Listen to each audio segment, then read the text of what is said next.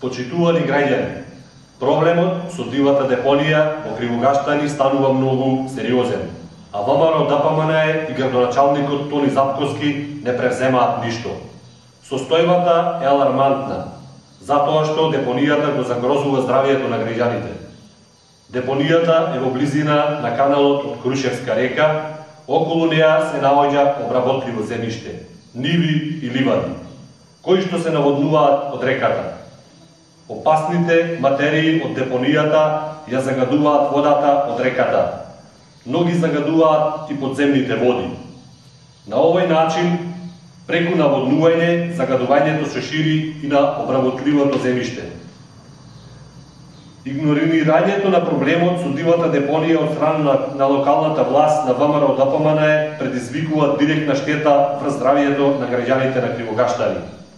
Пред точно од една година, на 26 април, јавното предпријатие Пелагонија, кое е надлежно за депонијата, најави дека се работи на конечно решение најдошна за 1 месец и половина дивата депонија ќе биде дислоцирана.